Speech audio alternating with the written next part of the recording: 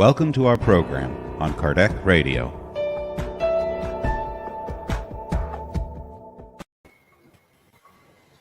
Hello, everybody.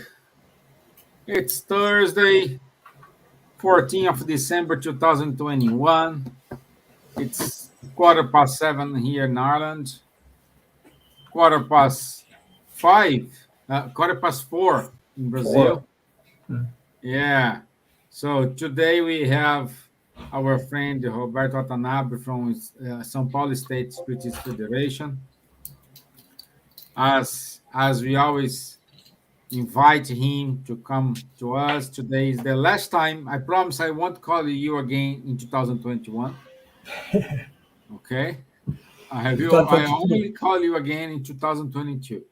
Okay. Okay? Okay. So once again, Roberto, thank you. Thank you, FESP, for this availability, this wonderful project in helping us especially helping those who are outside of Brazil, and always we had not lack of support, because we do have a great support from many people, International Space Council and everything, but we are working not in synergy with the federations in Brazil. So now we have this opportunity. This is amazing. Yeah. So thank you again. I thank you, Esteban. Okay, I can see here our friends are joining us. Iana, I hope you're okay, my dear. Everything's fine. Let me see. Hipólito, Linda, Vanessa, thank you. So we shall start, and while people is joining us, let me do the initial prayer. Okay. So I would like to invite everyone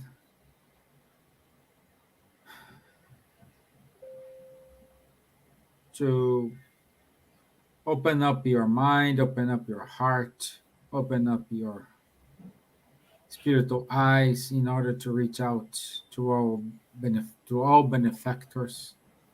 Ask them to support us, to give us what we need in order to progress, in order to reach out our goals, our needs,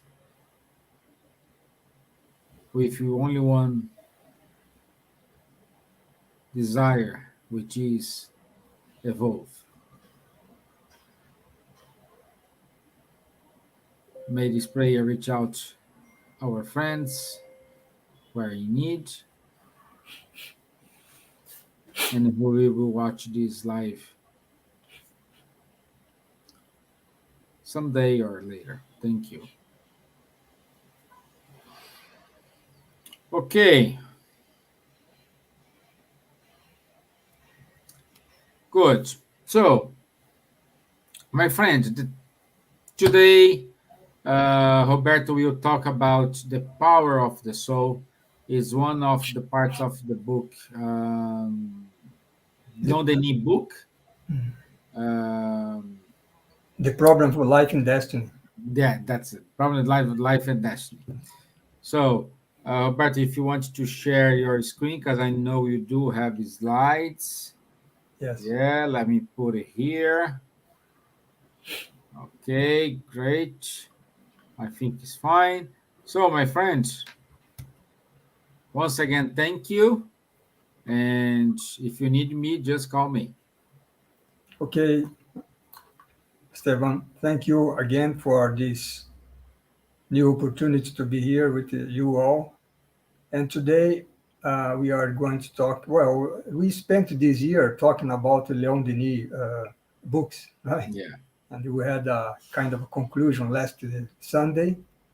And I found it very interesting to talk a little bit more about this third part of the problem for life and destiny, where Leon Denis talks about the powers of the soul. So here he will he will tell us about free will, thought, uh, love, conscience, pain. So those aspects of ourselves as spirits or as souls that he understands as powers, because are the attributes that we have that allow us to evolve, right? So that's what we are going to see today.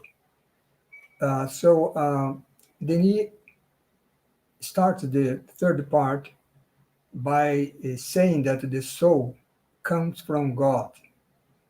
Well, the soul ourselves, we are all created by God. That's what he's saying here. And also that the soul is the principle of intelligence and life in us. So it means that we are souls that are incarnate in bodies. And what gives life to this body that we have now as incarnate is the soul. And what the intelligence also is on the soul. We can make some intelligent moves in our body, right? But that comes from the soul. So that's Leon Denis is saying here. And the soul, we know uh, by the Spiritist doctrine that is even it is independent of the body, right? Because when we die, then we the soul separate from the body and stays only with its fluidic body, which is the perispirit. And so the soul, through this perispirit or fluidic body, dominates, as Leon Denis is saying here, all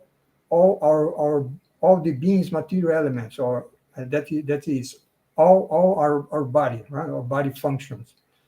And the soul also contains all the germs of its future development. So that's here we can remind of the Spiritist book, right? When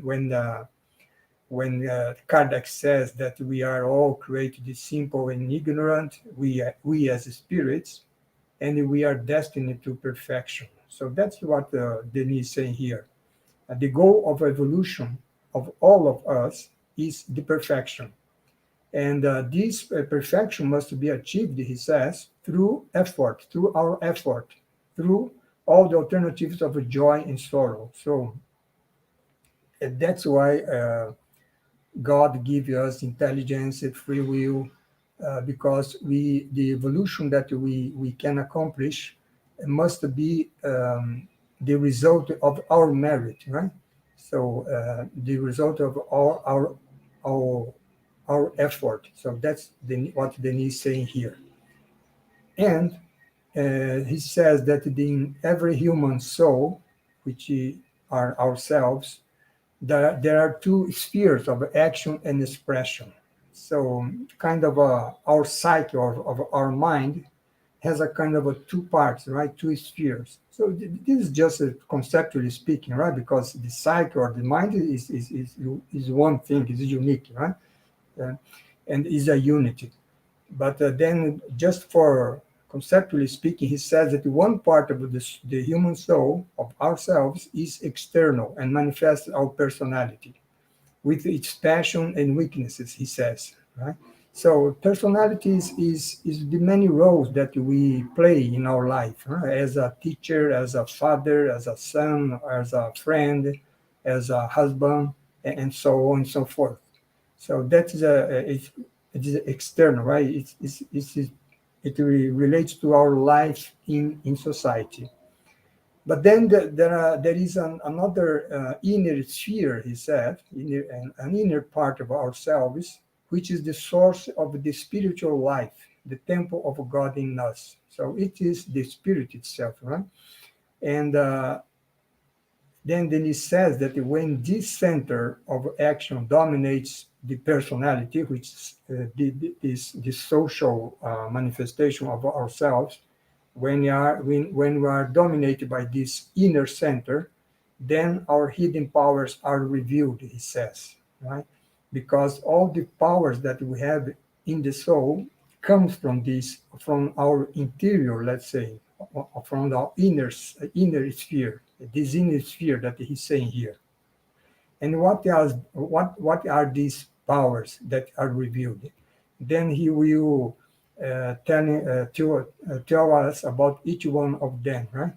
And then he will start by the willpower. So he says that the willpower is the greatest of all powers, because and he says that it's comparable to a magnet in action, a magnet that attracts the iron, for example. There is a force there, electromagnetic force there, right? Then power is something like this. And then he says that each soul is like this magnet, is a focal source of vibrations that the willpower activates. So it means that we have intelligence, we have a sentiment, for example, but we have also the will. We can think, for example, about a person who is very intelligent but has no will. So in that case, he cannot accomplish much, right? Because there would be a lack of this willpower. On the other hand, we can imagine a person who has a strong willpower, but, for example, not much intelligence. In that case, he would realize or accomplish a lot of things, but not in an intelligent way. So the perfect situation is a combination of all this power, right? An equilibrium among them. And then, but regarding the willpower, he says that to wish is to accomplish, because the first part that moves us, gives us the motivation. Motivation is something that comes from ourselves, and the first step is will, right? Is to wish something. Then we go after. So that's what he's saying here. So he says that being conscious of its latent resources knows that all it wishes for good will be accomplished sooner or later, right? So that's the confidence, the faith that the person has in himself or herself, right? And when he's conscious of these latent resources. And then he compared this with that affirmative of Christ, right? When he said, faith can move mountains. In this case, for example, if we see the gospel according to Spiritism, there is a chapter we deal with the issue, the subject, and there we are explained that the mountains that we can move is the mountains of the obstacles that we have in front of us in our lives, right? So faith or willpower is something that can remove those obstacles. So that's what Denis is saying here. And then he says that every individual can be kind and happy if we want to, right? And to become one of these individual, kind and happy, it's not that we want it with the energy and persistence.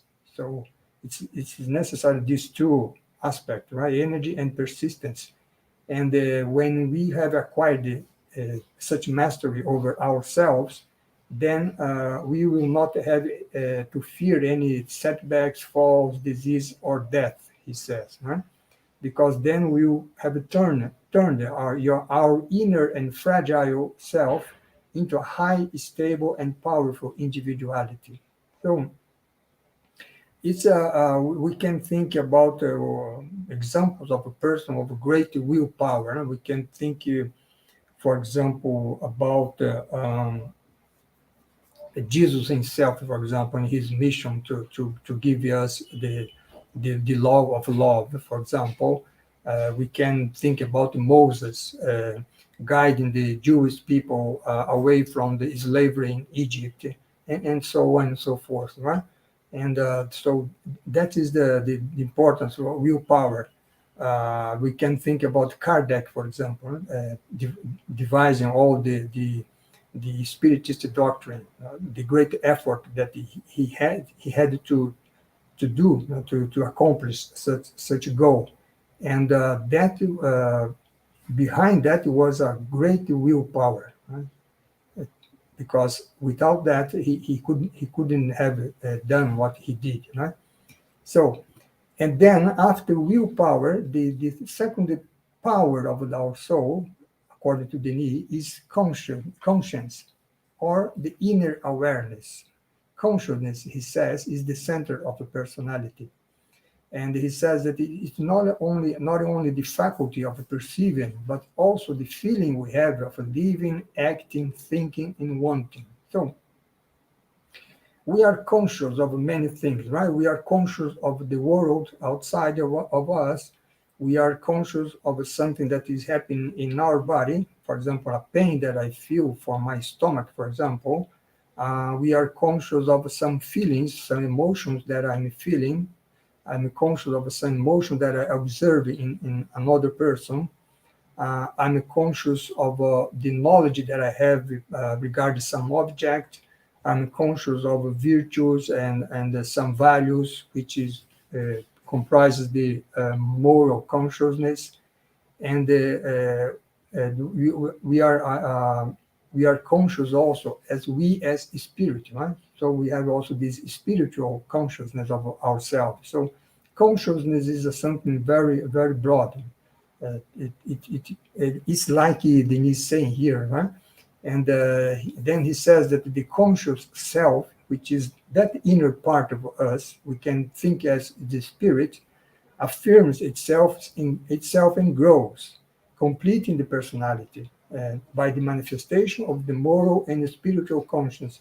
So what Denis is saying here is that, as I said, as personality, we play many roles. But how we play those roles is if you are going to work, for example, in my work, in my profession, how can I do such work? It depends on the conscious self, I'm going to do that, right? Whether I'm going to do a honest job or I'm going to do a job not so good. So this is intimately related to the moral and spiritual conscience that he's saying here, right?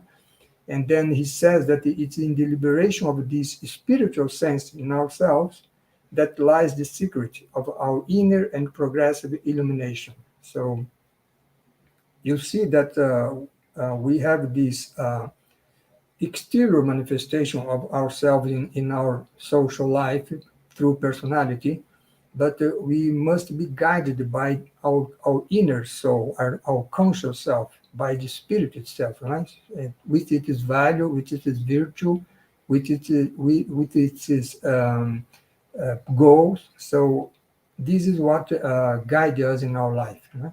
Someone that doesn't have such values and virtues lives her lives in more simplistic way, right?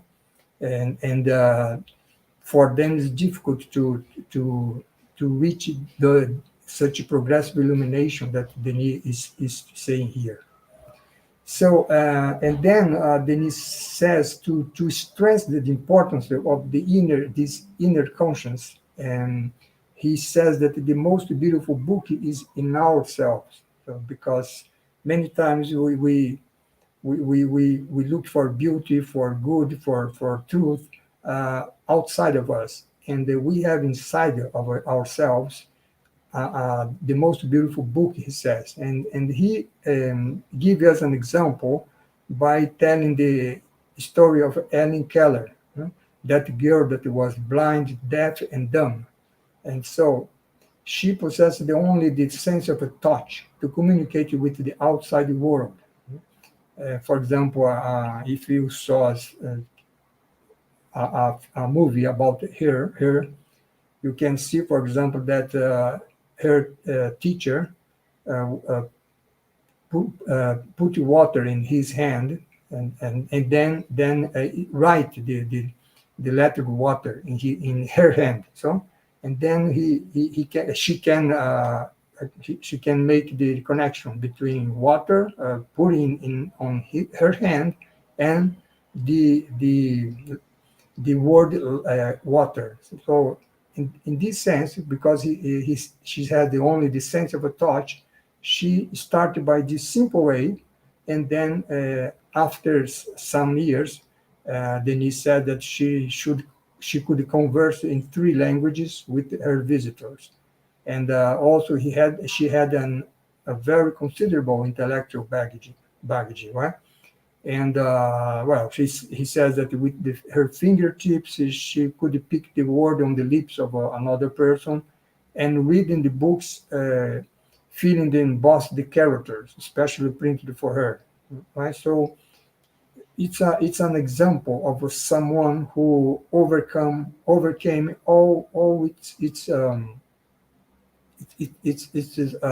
let's say it's it's well, she was blind, deaf, and dumb, right? So these all these her imperfection, let's say, right? Deficiency is a very strong word. And then after that, after conscience, we have free will.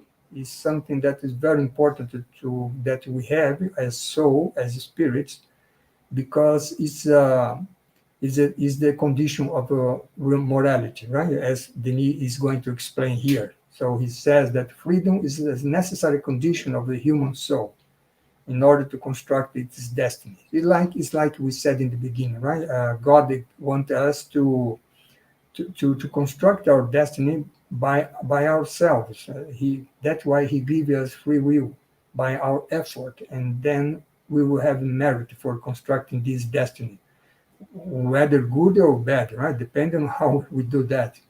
And then he says that the notion of morality is inseparable from that of freedom. Animals, for example, animals in the animal kingdom, the rational animals, um, there you don't have morality because animals in general don't have free will. Right? They act by instinct, and we humans act by intelligence. So we have the free will. We can choose. Right? We have the freedom to choose. And then by having the freedom to choose, we also have the corresponding responsibilities. So that's what Denis is saying here. And such a responsibility is established by the testimony of our consciences. So that's something important, right? It's something very interesting. Responsibility is not in something that is someone tell us. Our own conscience have this sense of responsibility, so that if we do something good, our conscience approves that. If we do something bad, our conscience disapproves that. So it doesn't need someone to judge us our act, right? So we our conscience judge ourselves by ourselves, right? And then this sense of responsibility, then he said, is what brings about human dignity. So because a person, if he has a responsibility of his act and act accordingly in a just, honest, and correct way, so this brings dignity to the person because the person does that by himself, by his own decision, by his free will. So that's what Denis is saying here. Huh? Something that, as I already said, it doesn't happen in the animal kingdom. And then he says that the progress is nothing more but the extension of a free will in the individual as well as in the community. So free will is something that evolves in us also, right? Because in the beginning, when we are very immature as spirits, we are more dominated by passions, by weaknesses, as was already said, and we don't have much control about ourselves. We don't have self-control, right? So, and as we evolve, we developing by developing our free will, we can reach the self-control. So that is progress, right? Because then we can direct our actions, our thought, and what we talk, right? And so that's why he says that free will is the development of personality and conscience. So personality, the exterior manifestation, the social life. Conscience, the inner inner side of our mind, right? And then we become here. He said, right, by developing the free will, we become free. We get rid of our servitude to ignorance and low passions, but this can only be achieved through lengthy education. So it takes time. It takes many incarnations, right? Many reincarnations. And what is this education, right? For and the result of this education is a physical liberation of our appetites. We learn to limit our appetites, the intellectual liberation by conquering truth, and moral liberation by the search of a virtue and by the dominating of our passions, right? So that's what is the result of the free will, so intimately related to our progress as spirits. So, and then there is an interesting question here that Denis raised. He says, given the anticipated knowledge that God has of all things, can we really affirm human freedom? But what he's saying here, he's saying that, well, we say that we have free will. Well, um, free will is the same as we can do this or that. Huh? And then we don't know in advance what we would do, but God knows. But if God knows what we are going to decide, is that really human freedom? So that's the question of Denis, right? And so the answer is that knowing the depths of every soul, God can know what we are going to decide, but that doesn't mean that we don't have free will, right? So that's Denis saying here. God's prediction of our actions does not make them predetermined, right? So God knows, but we don't know. The main thing here is not God knowing what we are going to decide, but we don't know what we are going to decide. So that's the essence of a free will. Huh? And then he says that he concludes saying that if God could not foresee our resolutions, these would still be freely taken regardless, right? So that's something interesting here that Denis is a question that Denis raising, right? So the anticipated knowledge of God has not much to do with our free will, right? Because we don't know what we are going to decide anticipatedly. And then he says that the free will is exercised especially at the time of the reincarnation. What he's saying here, he's saying this following: when the spirit has, suppose that, for example, well, some years from now we die, then we go to the spiritual world, right? And then we live there for some time, some years or whatever. After that, we need to reincarnate again on Earth, right? To continue our progress on the material world. It doesn't mean that we don't evolve there, right? We evolve in the spiritual world and in the material world, but we need to come here also. And then let's say that then it's time to reincarnate. So depending on the awareness of the spirit, he can make some decisions about how his or her reincarnation is going to be. We read some example, for example, on the spiritist literature of a person, for example, that decide, for example, to not come so with beauty, because that would be an obstacle to do what he intends to do. And then he decided to have a body not so beauty, with not so beauty, right? So this is something that the person can choose before reincarnating. So that's what Denis is saying here. And this is free will, huh? Because we we choose that situation that will facilitate our evolution. And something that will facilitate our evolution is not necessarily something that would be good for us. Then we can see, for example, sometimes the person comes to some to uh, with some physical limitation, for example, and that could be chosen by him before reincarnate. That's what Denise says here. So that's why he says that fate does not exist. We can always attenuate the weight of the responsibility we have incurred. And that can be done by works of devotion, goodness, and long self-sacrifice to duty. So as we come here, and then we can work on all this kind of work, do all this kind of work that Denise is saying here, to attenuate the weight of our past responsibility. That means for the bad things that we have done in the past, right?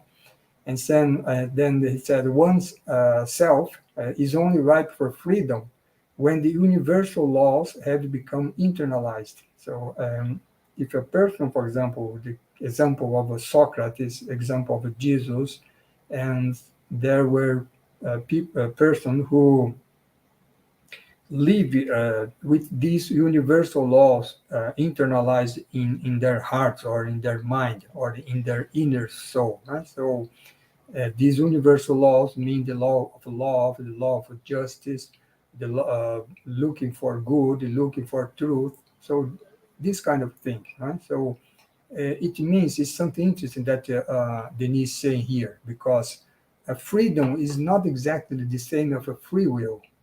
Free will means, for example, that I can decide to act uh, on a good direction or in a bad direction, right? So that's free will, and then I have the consequences of the direction that I took, right? But freedom, if the person is have freedom, he doesn't have such kind of choices, right? Because the person that is really free, he always will choose the good way. So that's the difference between free will and freedom, right? So in philosophy, we discuss this a lot.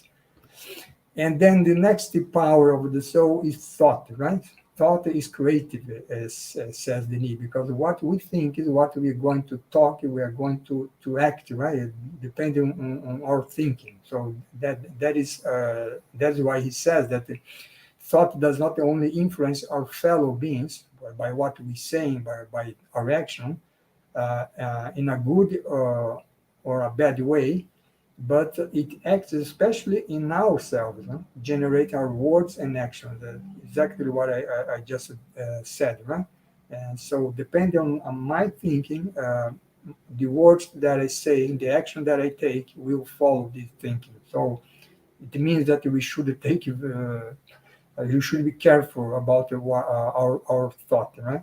And through thought, he said, we build the grand or miserable edifice of our life, both present or future, right? Because depending if the thinking is correct, then I, I, I can build a grand edifice of my life. But if I do bad things, then I will build a miserable edifice in our life, at this present life and also in the future, and some situation, right?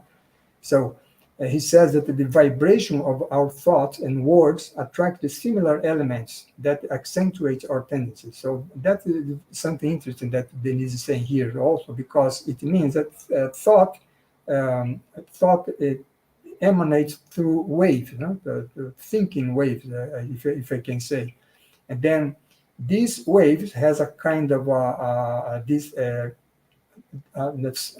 vibration that attracts similar elements. For example, if I'm thinking now, I'm thinking in something very elevated, then I manifest these waves, thought waves, And those who are thinking the same way combined with my thinking, and that reinforced my thought, right? And the opposite also is true, right? So if you are going to, yeah, if I'm thinking something very evil, for example, I will attract this some evil thoughts of the same vibration, and that reinforces what I'm thinking. So that here we have, for example, we can explain the situation of obsession, for example, that we study in mediumship, right? Where is discarnate spirit it can affect me depending on the level of the thought that I emanate from myself, right? Or on by the other hand, I can be helped by high elevated spirit if my intention is good, right? My thinking is good. So that's what Denis is saying here. Right? And then he said that the population of the spiritual plane communicates with one another by the means of thought. So what he's saying here is that in the spiritual dimension, we don't need to talk, right? Like I'm talking here and you are listening there by your ears. No, we don't need that. We just by thinking.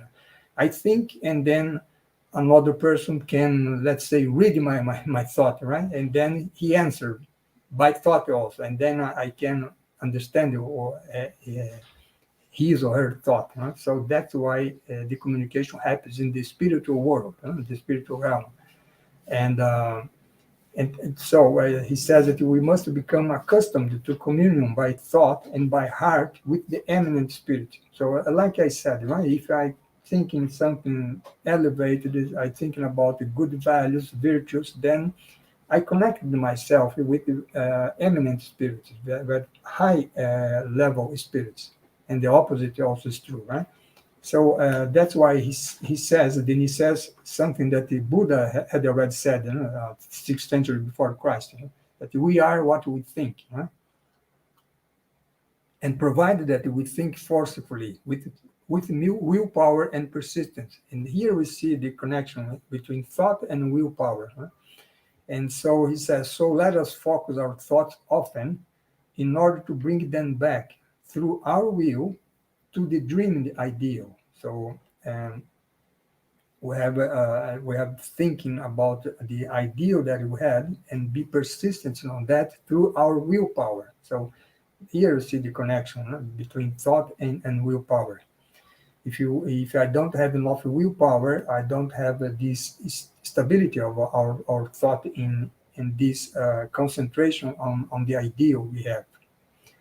And then another force which was brought by Jesus in his message was love, right? And then he says that as a force, so love is a force also. Love is inexhaustible, right? And it renews itself constantly and enriches both the one who gives and the one who receives. So love is something that is always growing, is something that is growing, that is inexhaustible, that is enriching everybody, right?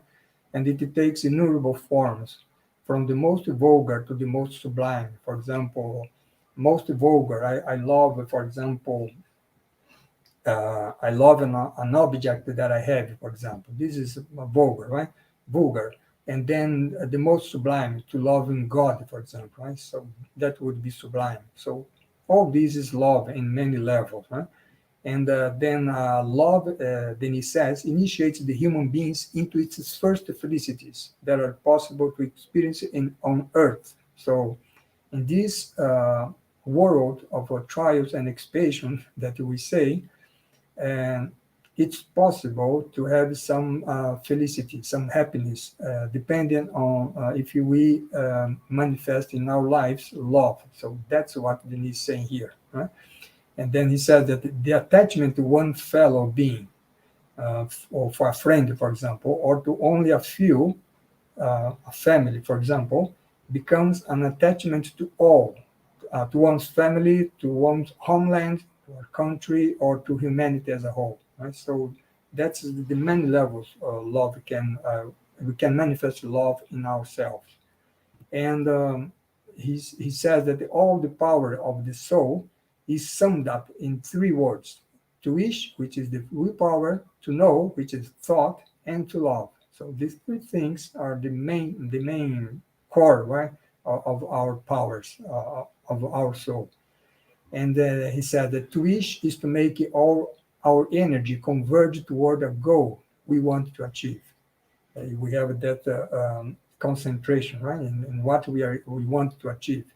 And to know, because without the knowledge of things and laws, our thoughts can and will can go astray. So we must know, we must be aware what we want, and in which direction we are doing, and how we are going to reach that goal. So that's knowledge, right?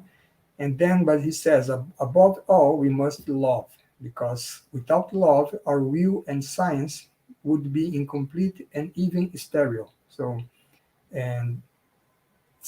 these three aspects of the soul is at the core of our essence as a spirit. So that Denis is saying here. And of love, after all, love comes from God, right? So that's why Denis is saying, what's he saying here? The John the Apostle has already said, right?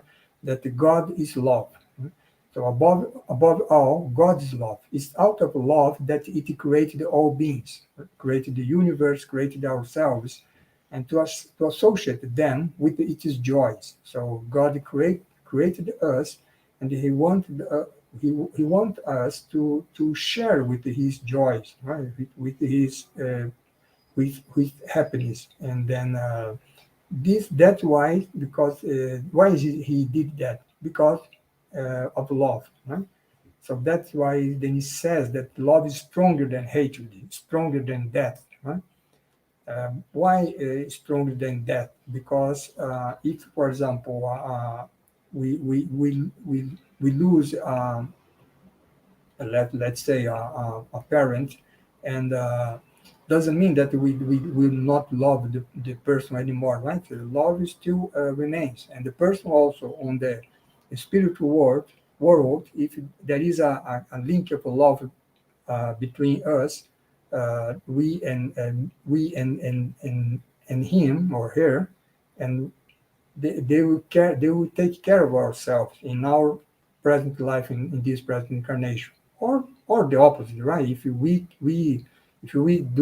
die before, the connection, the links of love does not disappear. So we now we are going to live there in the spiritual world, and we will take care of those that remain here incarnate, right? So that's why, that's the meaning that Denis is saying, that love is stronger than death, right? And he says that its blazing heat will melt the ice of doubt, selfishness, and hatred, and it will soften even the harder and most resistant hearts. And his recommendation, right? Therefore, let us love with all the power of our heart and soul. So this is what we are going to bring us up to God, which is himself love, as Denis and John the Apostle said. Right? And then here he was a kind of philosopher and poet, right? So here he make a kind of a poem to love, and he's saying, "Oh, fellow human beings, search around you for wounds to be dressed, ills to be healed, affliction to be soothed. Help expand knowledge, bring back lost hearts, bring together forces and souls. Work to construct the higher city of peace and harmony. That will be the city of love, the city of God." The expression "city of God" is the name of a book from Saint Augustine, right? When he compared the city of the earth and city of God, and the city of God is where love predominates, right? The city of the earth is this world here, that and where we are, where evil still predominates, right? So That's the difference that Saint Augustine did it there in the 4th to 5th century, and Denis is citing here.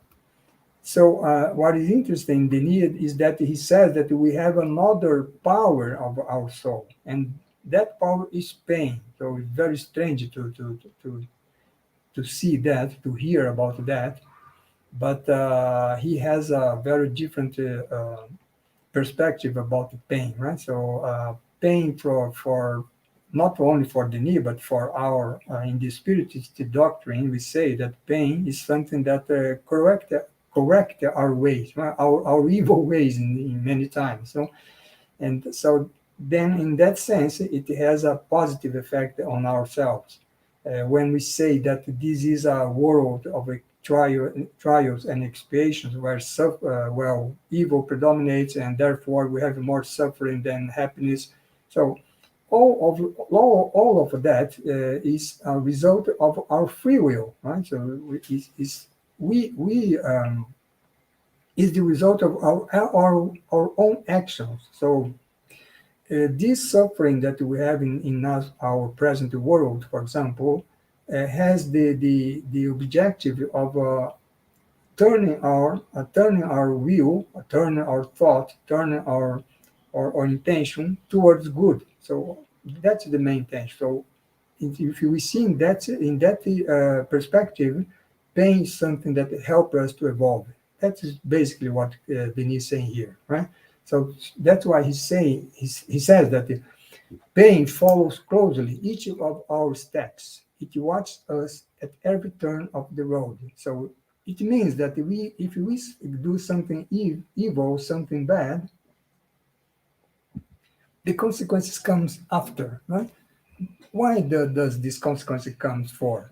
Is to us to correct our ways, right? To correct our evil ways, let's say, our bad ways. So that's the meaning of a pain. So that's and then Denis said, right? In front of the Sphinx, we human ask ourselves the same eternal question: Why pain? Why there is pain in the world? So basically, he says pain is only a law of balance and education. You see, education. So correct our ways to educate us to balance, right? Or to balance our actions in direction of goodness. So suffering, he says, is often only the counter blow to violations committed against the eternal order. So whenever we violate the eternal order of the God laws, then we have the consequence, which is suffering. And by suffering, we can then we think our actions, and then we can correct our actions, and then we will not have any suffering anymore. That's the meaning. So that's why he concludes as such. It must be considered, and I mean pain must be considered as an agent of development, a condition for progress. So that's something very interesting, right? Because it puts pain in the same level as free will, right? So both of them are very important to our development, our evolution, our progress. And then he says that through will we can tame or overcome a pain. So here we have again the willpower, right? So or at least turn it to our advantage by transforming it into an instrument of elevation. So we can be suffering, for example, as a consequence of our action. But what doesn't mean what he wants to mean by saying that through will we can tame or overcome? It means that if we understand the reason of our suffering in some situation, and then we can realize that we can uh, change the situation, and we can take new ways in our lives, right? And that we do through will, right? Because we need to wish to change it, to transform ourselves. So that's why he's saying here this expression: through will we can tame or overcome pain. Because when we do that, even if we still continue to feel in pain, that pain would be alleviated, by the new direction that we have in our minds. So then he says, right? That's why he says, sadness and suffering make us see, hear, and feel 1,000 things that we wouldn't be able to perceive otherwise. So that's also right, because, for example, if I become ill, for example, I don't take much care of what I eat. For example, I have a bad quality eating of food, right? And then I become ill. So this reminded me that I should um, have a better quality in my food, right? It was in everything that I eat. So this is what he's saying here. If if I didn't become ill, I would never perceive it, that I was doing something wrong, right? So that's what Benin is saying here. So that's why he concluded here, saying that most often physical pain is a warning from nature, which seeks to preserve us from excesses. Because if we, in this case that I mentioning, if I didn't become ill, I could in some point simply die, huh? And then that there would be no way of correcting. So illness allow me to correct it before I have a most serious situation, right? Then he says also that in animals, suffering serves an evolutionary work for the principle of life, or for the soul of the animal, right, which inhabits them, and that they acquire the first rudiments of consciousness. Pain will be necessary for us as humans. Pain will be necessary as long as humans do not put their thought and actions in harmony with the eternal laws. And when we do that, pain will stop, right, being felt. So to conclude now, wow, I take a lot of time here. And then he says that we are made of light and shadow. We are flesh with all its weaknesses. It means the body, and the spirit, which is latent riches, its radiant hopes.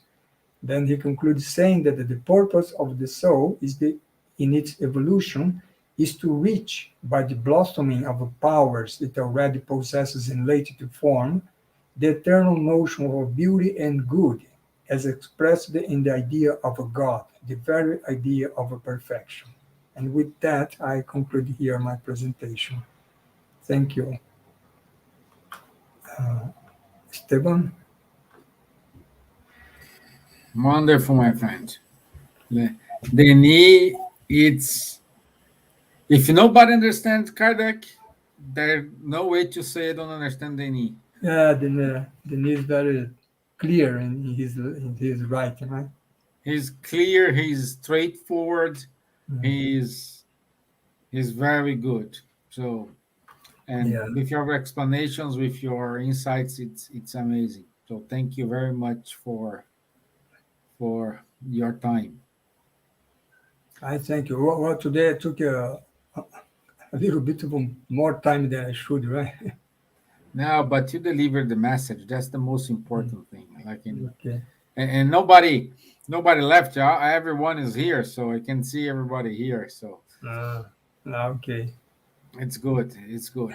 So let's see if you guys have any questions, please ask. Otherwise, we will uh,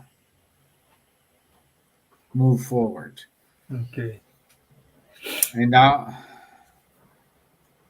Nora say thank you, Nora. Thank you, Nora. Thank you for Leah from Sweden is with us. Thank you, Leah. Thank you, Ariana, Beatriz, Mela. Good. It's great. Okay. So I want to no questions here. So meanwhile, would you mind to do the final prayer for us? Yeah, sure. Yes. Okay, good. Okay, so let's finish our virtual meeting here, thanking all the spiritual benefactors by giving all the support during this meeting, and above all, let's thank Jesus for this opportunity to talk about his messaging according to Spiritist doctrine. And then, above all, we will thank God for the gift of life, for the joy of life, for being created us with all these powers, which will allow us to reach the perfection that He set to us as the goal that we all must achieve. So, and then to reach happiness, to reach truth, to reach goodness, and to see Him face to face, as Paul the Apostle said. So, thank you, Heavenly Father, for this opportunity. So be it. Amen. Okay. So, see, Roberto? Yeah, great talk. Yoo-hoo. Yeah, Linda. Thank you, Roberto. Thank you. Thank you all. Thank you. I want to say thank you, Roberto. If I don't speak with you this year, I want to wish you and all your family and friends from FESP a wonderful Christmas, a happy New Year, and I hope we see you next year here as well. Yeah, okay, for sure. Thank you. I wish you too Merry Christmas, Happy New Year, and for all who our colleagues that are watching us now. Thank you.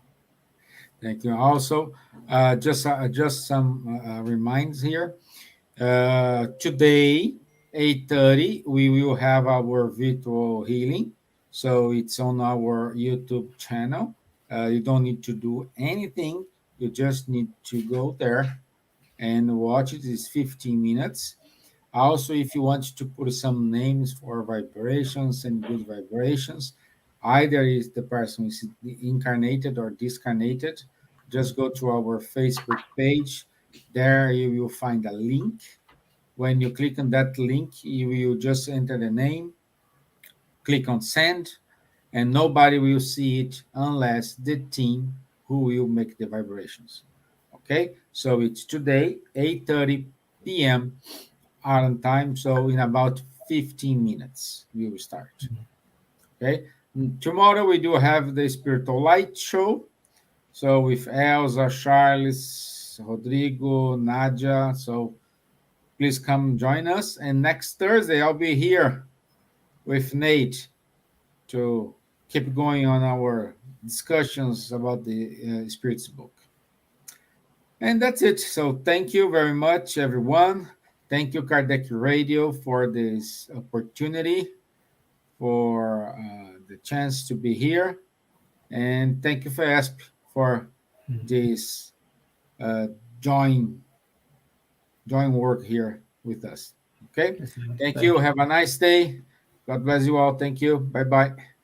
Bye bye.